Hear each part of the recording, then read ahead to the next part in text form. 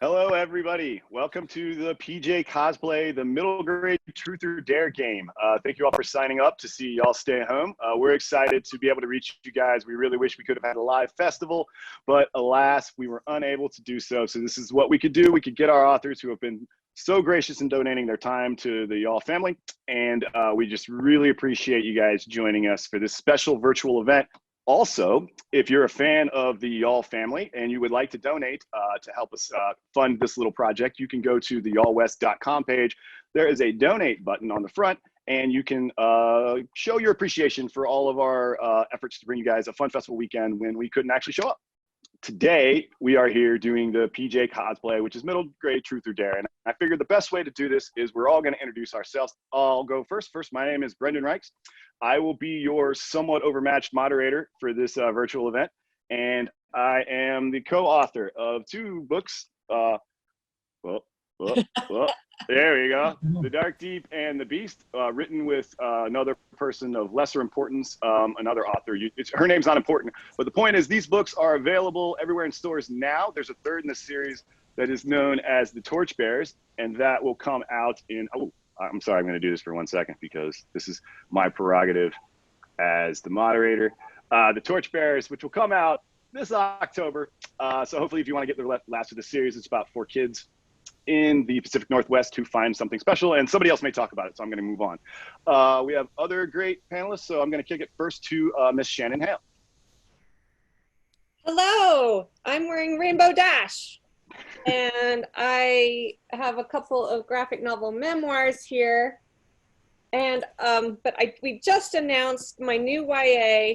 It's called Kind of a Big Deal, and it is available for pre-order now. Thank you. Next up, please, Elise Allen. Sorry, I had to unmute. Hi, I'm Elise Allen, and my second book in the Twin Enchantment series just came out. It's called Untwisted, and it came out during the pandemic. So, you know, pandemic reading, all good. And I'm psyched to be here. Holly Goldberg Sloan. My name is Holly Goldberg Sloan. I just grabbed some books. This was my latest book. It's called Tonight Out from Dogfish, and it was written with Meg Wolitzer, who is in New York, can't be here today. Fantastic person. Can I do one other thing? Hold on. I'm going off book, but. Do it. I want to show you one thing here. We've lost Holly. Holly, thank you for joining us, Holly. This is one of my favorite new books that I've just read. And I want to promote this because I think it's great. Oh, Holly, you're so sweet. Who's right there? Okay, yes, sorry. It's done with me. Back to the next person. Oh, it's showing up. So nice. That is nice. It is showing up on my screen that Venmo transaction went through between you guys. So well done there. Great. Yeah. Finally, someone has impersonated Carlos Hernandez. Hi there, I'm Carlos Hernandez, and I'd tell you all about my books if I only had the noise. My books, because I'm in quarantine in a state where I don't normally live, so I don't have my books with me, but behind me, you will see Sal and Gabby Break the Universe, which won the Buddha Bell Prayer Award, and then coming out May 5th is Sal and Gabby Fix the Universe, so coming soon. And finally, I think we do have another panelist. I'm not familiar. Would you introduce yourself?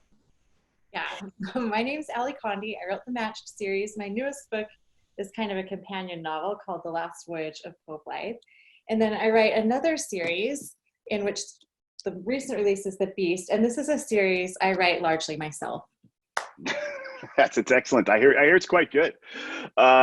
Okay, so thank you guys for introducing yourselves. So, all right, first of all, I'd like everybody to notice we're in our jams and we're hanging out because we wanted this to be a pajama jam and jam. So I appreciate that. I also wanted to point out that I took it first of all, these are Christmas jams and they fully fit. It's a full outfit. I don't want you to think that I was like going halvesies on this. And also I've decided not to groom for the entirety of quarantine, so you get that beard, which I would just like to say, I have enormous pride, especially the neck region. So we're gonna play a game. It's PJ Cosplay, middle grade Truth or Dare. Now, if you've ever seen us in person do this game, typically the host, usually Soman Chainani, will say, and actually we're not gonna do truths because truths are no fun, so it's just gonna be dare or dare. And then he proceeds to torture our panel into doing a series of tasks that none of them want to do. Virtually, this would be difficult. So in this case, actually, we're going to do a game called Truth or Truth, where I'm going to ask a series of questions, and they're going to go around and be answered by our panel, as they will tell me to pull, because again, virtuosity, from a hat, and then we'll do those questions. If we have time, we'll do some audience questions, and we're going to close with, of course, a lightning round. This is a quarantine edition of Truth or Truth, so there'll be questions regarding that and just general get to know our authors stuff. So I think I'll go in reverse order from our introductions. So I will start off with Ali Condie, and I'm not looking at and there are many choices. I'm not looking, I am pulling without looking. I reserve the right to just throw away any question and not read it, even though I wrote them largely myself.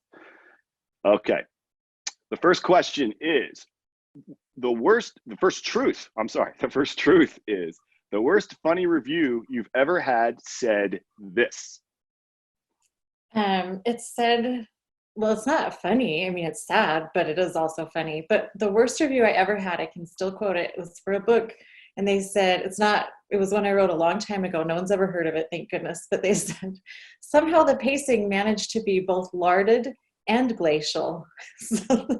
That's hard. That's a tough combination to pull off, though, frankly. I'm pleased, yeah. I'm gonna throw it over to you, Shannon. What do you got?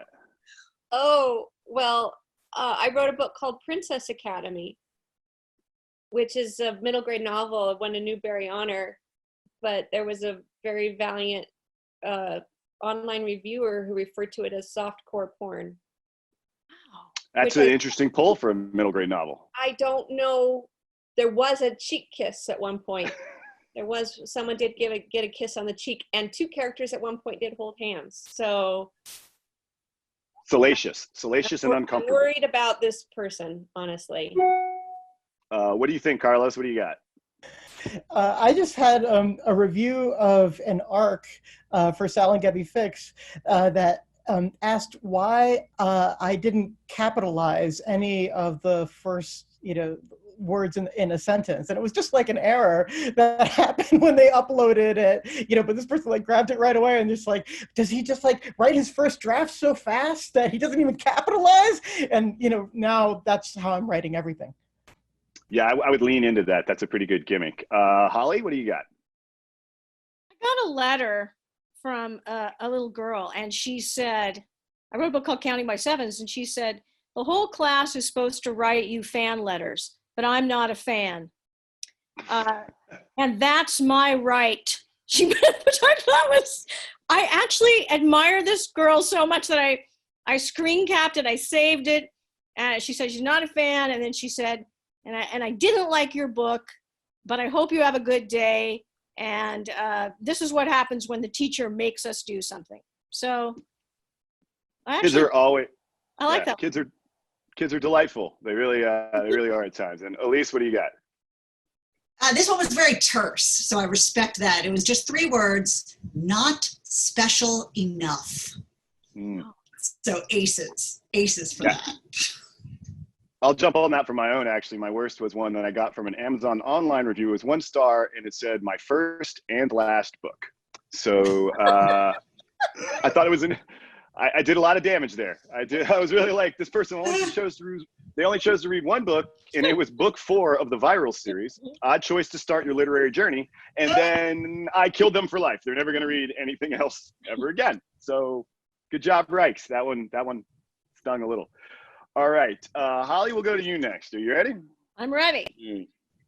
I'm so glad I don't have to try to ride a unicycle or something. Yeah, well, okay. Will you ride a Sorry, that was awkward. What is the truth that you need to tell me is the literary world you'd most like to inhabit is this. Well, I'm just going to go with the obvious Harry Potter here because there's so much to that world. There are many wonderful worlds out there that I'd like to inhabit, but one that is that detailed, that rich, that wonderful, you can count me in. Sounds good. Elise, what do you got? Okay, I just finished reading Red, White, and Royal Blue, which I'm totally obsessed with, and I absolutely want to live in that reality, especially now. It's basically as if an alternative Hillary Clinton won instead of Trump, and everybody is liberal and lovely and loving, and it's like I'm dying for that reality right now. Ah, yes, a sane reality. Okay, Shannon. I maybe my first thought is the Marvel world. If I could be like in the Avengers, I would be down with that. I just read a beautiful book called Raid Bearer, and the fantasy world building is gorgeous, but there's this council of 12 that advises the king, and they all have this magical connection, and they're like best friends and they're siblings, but more than that. And I don't know, maybe it's because I'm so isolated right now, but it sounds really lovely. Who wrote that book? It's Jordan Ifueko. Uh-huh. And I've never heard her name said aloud, so it's Ifueko. It's not out yet, but you can pre-order. It's beautiful. Elise, who wrote the Red, White, and Blue? Wait, I have it right here, so I can tell you I want to get it right. I feel like as authors. Casey McQuiston. Okay. There you go. It's really great. Okay. I actually have some of the Q&A up, and you guys would be astonished. We're getting a ton already, so thank you guys all for watching. This is great. Just a comment from Maddie Scott. Hello, real quick, I want to give a special shout out to Shannon Hale. Princess Academy has been my all-time favorite book since I was 5 or 6 years old. I'm almost 20 now, so it's a bit fuzzy. Wait a minute, So I was that's going to say, if that's the Maggie Scott that I know, she was... Maddie, with 2 Ds. Ds. Oh, never mind. I know a Maggie Okay. Scott who actually played the lead character in the musical of Princess Academy, so I thought that's... Never mind. But hi, Maddie. Thank you. Actually, I got a good one here from Holly. I just need to tell you that Counting by Sevens is my favorite book of all times. I've read it countless times and hope to meet you one day. Well, you kind of are, Jamie Trotter, so there you go. Thank you. I grabbed a copy of it. Unfortunately, I didn't grab the English copy because I was moving quickly.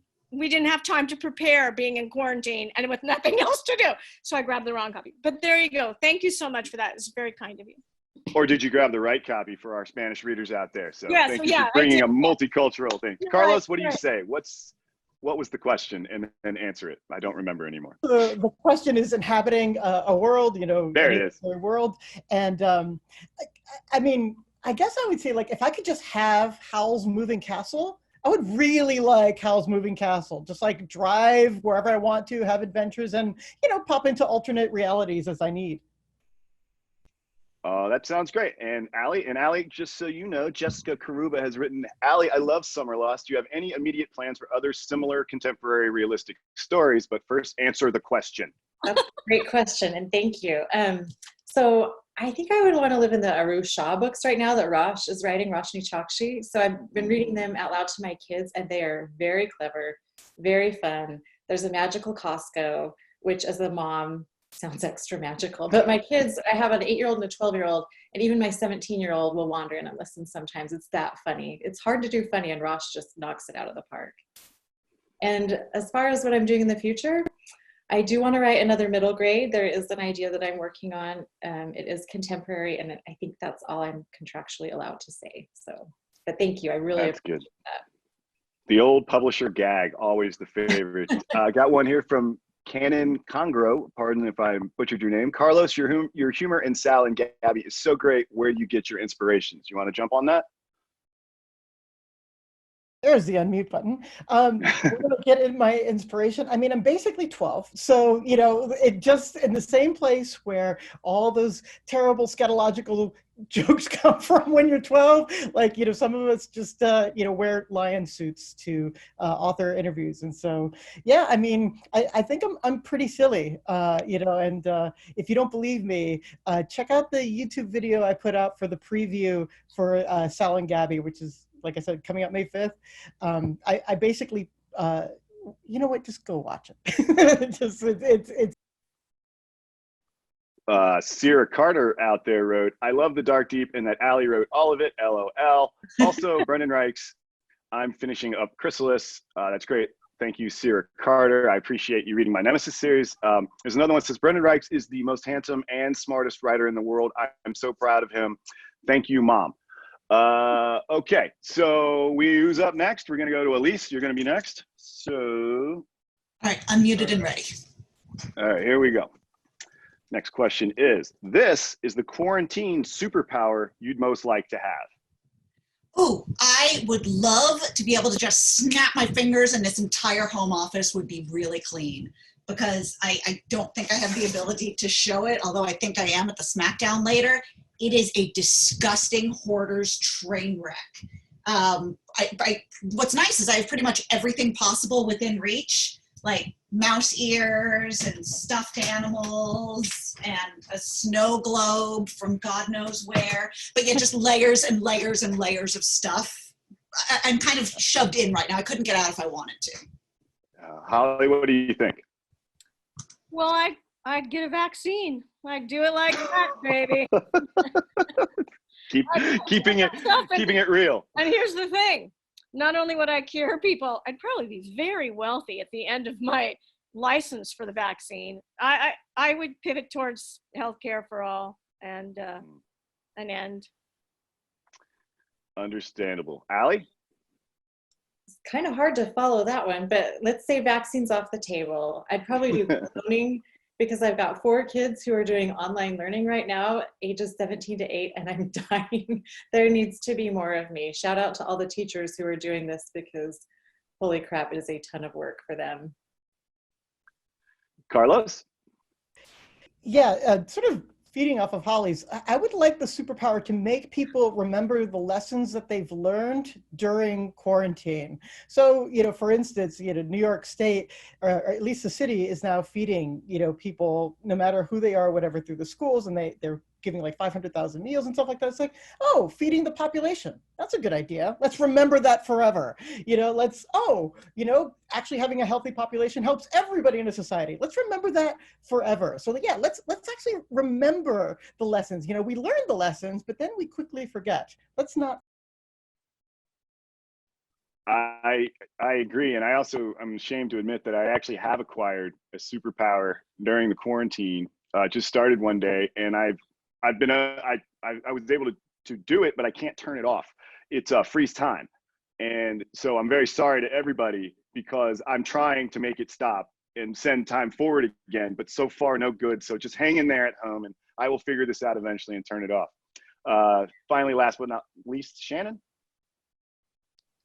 If we take all of the save bookstores and vaccine and all the goods, the selfless things off the table, I guess my selfish one would be like a door in the basement that I could open and go anywhere, like just to travel somewhere, to be in a different landscape, to escape my current boxed in situation. That would be amazing.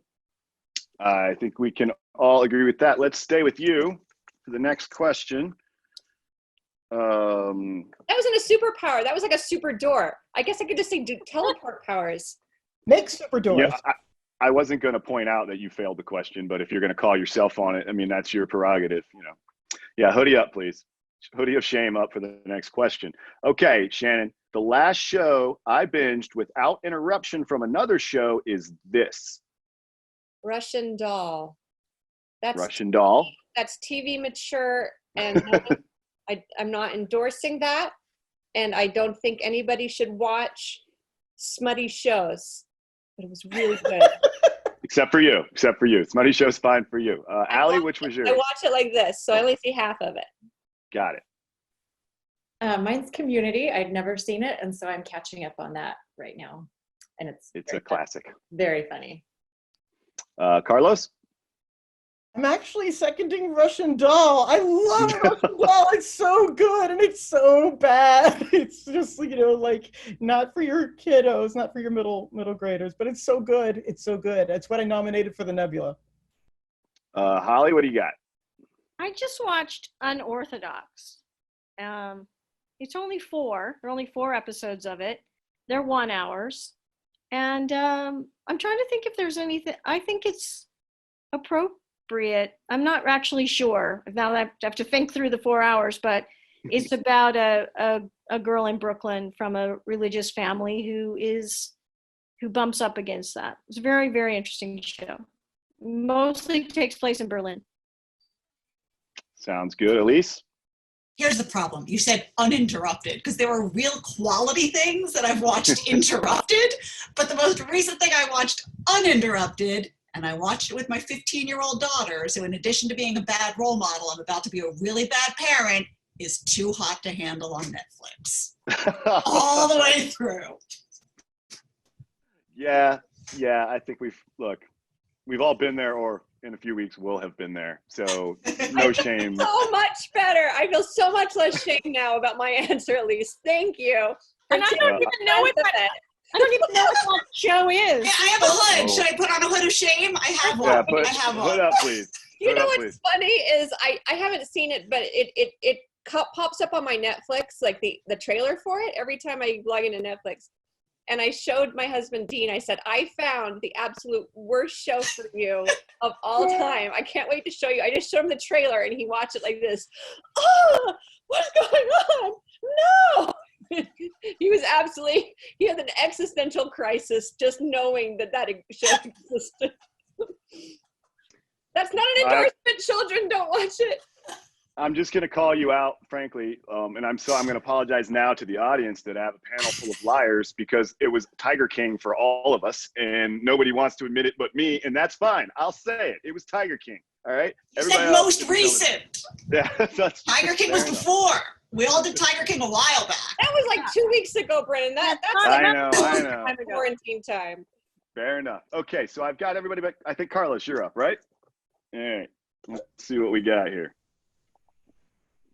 All right.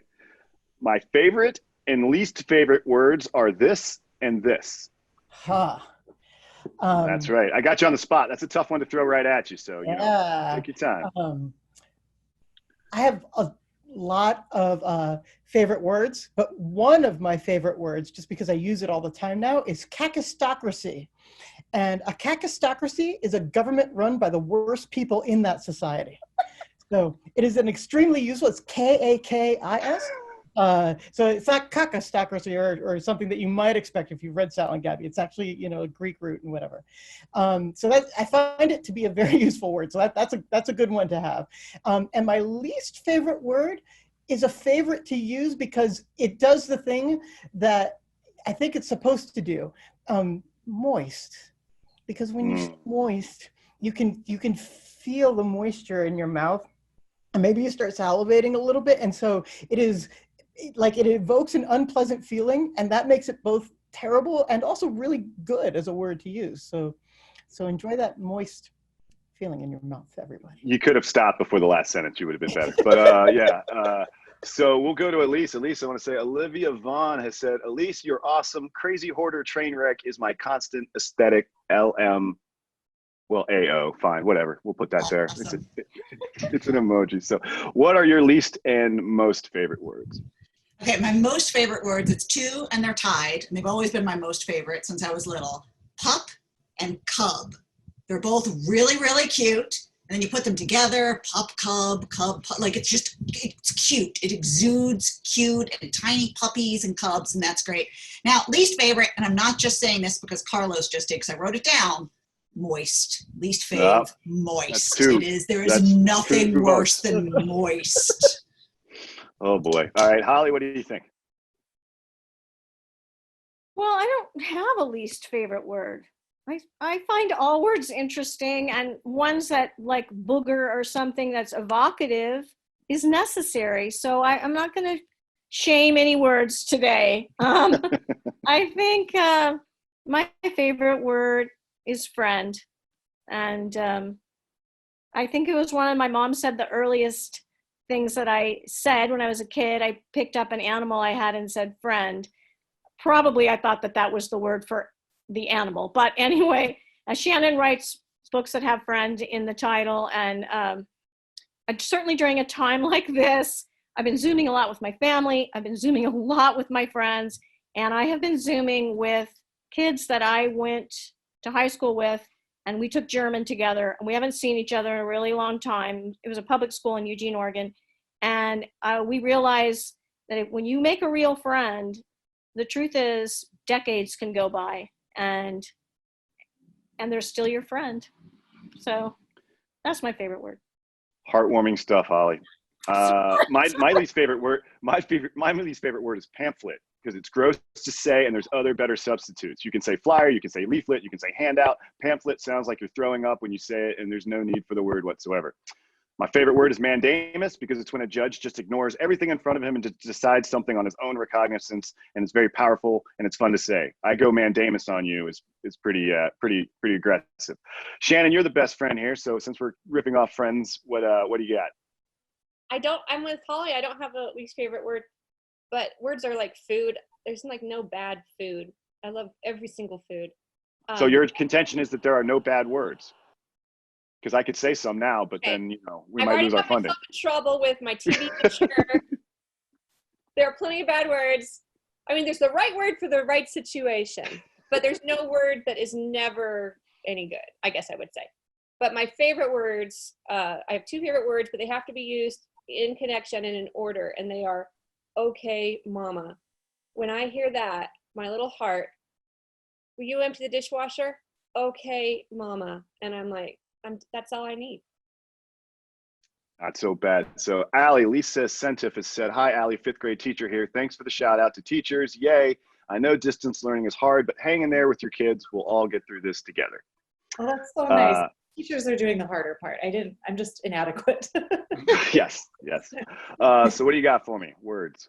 My least favorite word is no. And there's, those apocryphal family stories. And the one about me is when I was learning to talk, my dad really wanted me to say no. I can't remember what I'd done. Like, you won't ever do, or you promise not to do this again. Something kind of along those lines, but I wouldn't say no. And after about an hour and a half, my mom says he finally got me to say, Allie, no, say yes. And he was like, gotcha. And I was so mad. So he was a lawyer, and it still took him an hour and a half to get me to say no. I still hate that word. And then my favorite word is probably baby, because if you add it to anything, it's cuter, like baby asparagus, baby spinach, baby lamb, baby panda. It's always cuter. If baby's laugh is a cuter sound than regular laugh. Unless you are a man in a workplace environment. Keep that on, guys out there. Tip. Has everybody answered a question already, right? I've gotten everybody. So I think I'm up for that. So let's see what we got. All right. The last middle grade book I read is this. It was, and the title is slipping my head right now, but it's is it the jellyfish, the thing about jellyfish? Is that the name of the book, the title? Allie, you can jump in if you remember it. But anyway, it was really good. And you know what? The author escaped me too. So I flunked my own question, but that's an excellent one. You can Google it. What's that? I think the author's name is Allie. Yeah. Allie Benjamin, maybe. Allie Benjamin. I'm just helping out another Allie. I'll mute myself now. Okay. No, it's anyway. Very good. Highly recommended. Allie, why don't you unmute and answer the question? So my kids and I just finished I Am Malala, the young readers version, and they also loved that. We listened to the audio, which was fantastic. That was our most recent read. Carlos? I read Paula Santiago and the River of Tears in an arc, and it was terrific. It's a La Llorona story. So if you like spooky middle grade, that's coming up. All right. Shannon? I've been reading a lot of graphic novels. I'm trying to think of what the most recent one was. Probably that was middle grade. Probably Min Lee's Green Lantern graphic novel. Okay. I can't remember the title, but anyway, it's Green Lantern. Min Lee. It's awesome. We have amazing recall, and I don't blame anyone. Under quarantine, the first thing that goes is memory. The second thing is physical coordination. So after 6-7 weeks, again, there's no mistakes that are not totally understandable. Elise, what do you got? Okay, so recently I've been reading a lot of not middle grade fiction, like grown-up stuff, but before the pestilence hit, I did a reread of my all-time favorite middle grades novel, which is Mixed Up Files of Mrs. Basil Frank Weiler, which is still good and still fantastic and still makes me want to sneak into the Metropolitan Museum when that's an open thing that we can do even when it's not closed, and stay there all night. It's still everybody's dream. That book is still tapped everyone's dream. Thank you to everyone that's saying the name of the author is Allie Benjamin. Truth About Jellyfish. I think Holly already had it, but thank you all for jumping in there and helping me out. Holly, what do you think? What's your read? You know what? I think I have it right here, so I'm going to actually get the last one because also I loved it.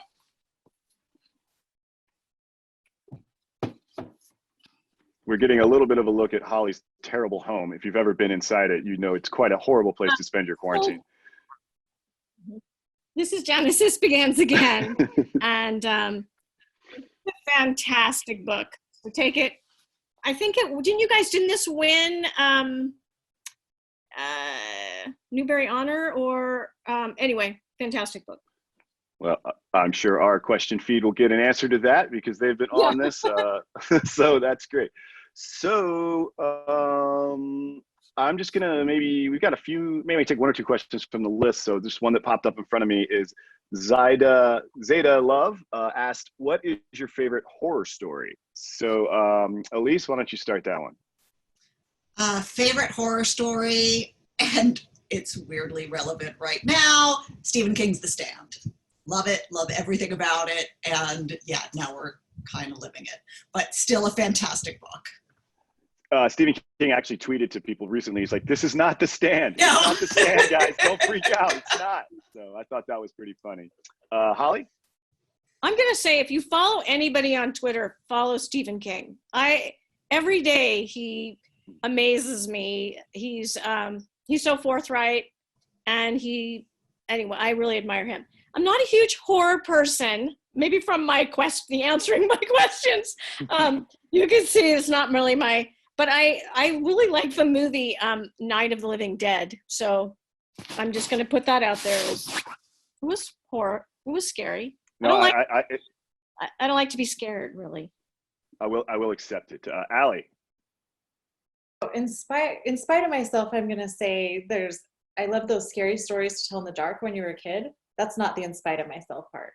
The in spite of myself part is Brendan wrote a short story that's in the new collection of those. You'll have to tell us the title when I'm done. And he let me read it to proof it beforehand. And it was really good. And it made me wish he wrote more of our books. That's a nice contributed even a little would be okay. A compliment with a mix of backend. It's a collection that's been edited by Jonathan Mabry. It'll be out in the fall. It's called Don't Turn Out the Lights. It's an homage to the scary stories to tell in the dark. I have a story in it called The Carved Bear. I think Margie Stoll's in there as well, and some others. So yeah, it was a lot of fun to write. I can't wait to see it. The cover looks great. I wish I knew how to throw stuff up quickly, but that's it. And so let's go to Carlos. So I love The Turn of the Screw by Henry James. And the reason I love it is because it is terrifying, and I'm still, after many rereadings, not sure what I'm scared of.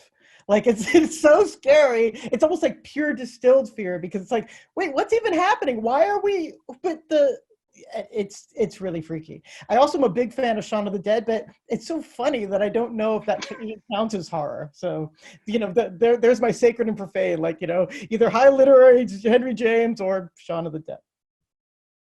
We did get an answer from Alana Lewis. It says the book Genesis, the title that Holly can repeat again, was a Newbery Honor, a Coretta Scott King, John Steptoe for New Talent, and a Morris Award. So it racked them up. Probably a really good. So apparently, I was the only one. I was the only one that realized that the book had any. Only me, but yeah. Well, okay, she won the Morris. And to be fair, you also bought it before everybody got there because it doesn't have the stickers on it. So again, well done. Thank you, Shannon. What do you got? Did you say Shannon? Yes. Okay. I'm really wimpy with horror. Part of the problem is I don't mind it while I'm watching it, for example, or reading it, but I can't turn it off afterwards. So I don't sleep for a long time. That's my problem with horror. But I think the best horror book I ever read was Shirley Jackson's The Haunting of Hill House. She's just so good. And Gothic is my favorite kind of horror, and like Turn of the Screw. And I really want to read now. I'm almost afraid. Shirley Jackson wrote a book called We Have Always Lived in the Castle. And somehow it feels really appropriate right now. And Dean and I say that phrase to each other at home because it feels like we have always quarantined in this home. There was never a before. This is This is our reality, and it always has been, and it always will be. My wife just reread that, and so we've been quoting back and forth from that as well. It's so good. And I think The Lottery, Shirley Jackson's The Lottery, I think to date that is still the most famous American short story, and really worth reading at any time and discussing. Very relevant. She's extraordinary. And those aren't middle grade, but there's a book that just won a Newbery Honor called Scary Stories for Young Foxes, if anybody's looking for a middle grade horror recommendation. Oh, Bren, you just turned on the lasers, man. Because Things just got real. We are at the end of the panel, and we're going to do a little lightning round, as I am always do. So I'd like everyone to unmute, if you would. And then I am going to read an either or a very short question, and I'm going to just say your name, and you're just going to answer it. Lightning, no wrong answers, except for I will judge all of your answers. And I believe we end on the 40, so if that is incorrect, Shane will tell me, but I believe that's our time. So we got a couple minutes. All right, this is a quarantine version of a lightning round. So first question, and we'll start with Allie. Allie, disinfectant wipes or hand sanitizer? Disinfectant wipes. Carlos. Hand sanitizer, because you can use a lot more of it. Holly. Hand sanitizer. Elise. Disinfectant wipes. Shannon. Hand sanitizer. The correct answer was disinfectant wipes. Okay. Right. Next one. Netflix or Disney Plus? Shannon. Disney Plus. Elise. We've established Netflix. Holly. Netflix. Carlos. Disney's soon going to buy Netflix, so it doesn't really matter. Oh, don't do that. Allie. Netflix. Netflix. All right. You can only have one of these to entertain yourself for a week. Zoom or TikTok? Holly. Zoom. Elise. Zoom. Shannon. Zoom. Allie. Zoom. Carlos. No, Zoom. And this panel has revealed its collective age, because if you get on TikTok, you can't get off. I'm telling you, you start letting it run, and you're going to be on there for a while. They're doing the dances, and then the people's faces float off. And anyway, there's a lot going on that I was unaware of. All right. Favorite form of quarantine exercise? Elise. I've got a workbook that I do that has a totally embarrassing title, like Butts for Women. I mean, something terrible. But I've been doing that with my weights in the other room every day. I really, really hope that is not the actual title. I mean, it's pretty similar. Shannon? Matt Pilates. Allie? We can still run and hike here, so those. Oh, Utah and your wide open spaces. Carlos? Twinkie lift. What's that? Twinkie lift. Twinkie lift? Okay, Holly. Hiking, walking. The correct answer was none whatsoever. Tiger King or Love is Blind? Carlos. Oh, I did. Tiger King. Oh, sorry. Tiger King or Love is Blind? Love is Blind. Allie. Love is Blind, you know that. Shannon. Love is Blind. Elise. Love them both, but Tiger King. Holly. Tiger King. It's your fault. Correct answer is. It's your The fault. correct answer is we shouldn't be supporting these shows, and yet we do, because we cannot help it. We cannot help it. All right, and I think that is it. So I'm just going to go around one more time. Thank you to everybody, and I just want you to give a quick shout-out book recommendation that you would want someone to read, because we are trying to increase literacy, and we've got a lot of people listening. So real quick, just give me a shout-out book, title and author if you can. Shannon. I just last night finished the graphic novel Dragon Hoops by Gene Yang. Like everything he does, it was amazing. All right, Elise. I always love Gretchen McNeil's novels. Possess is one of the scariest books I've ever read. If you want to be scared out of your mind, it's a great one. Holly. I recommend anything by John Corey Whaley. Not just because he's a great friend, but because he's a great writer. Carlos. Riverland by Fran Wilde is stupidly underread and underrated. So I would definitely say get that on your list. Allie. There's a book called The End or something like that by Anne D. Ellis, and everything she writes is fantastic. Her last name is spelled E-L-L-I-S, and her first name is two words, A-N-N, capital D-E-E. So. And I'm just going to recommend a book called The Torchbearers. I don't know. It's by a couple people. I think it's really good. It's coming out soon. You know, it just might be something you want to check out. But on a serious note, I think Shannon's Best Friends and Allie's Summer Lost are two of the best things out there in this age group. So I would recommend both of them as strongly as I can recommend anything. Thank you to everyone in the panel. If you would please wave off to our audience. Thank you guys. Thank you. Thank you, everybody. Thanks. I'm so sorry we didn't get to all of these. We had so many people in. It literally was a nonstop stream, but thank you all for watching.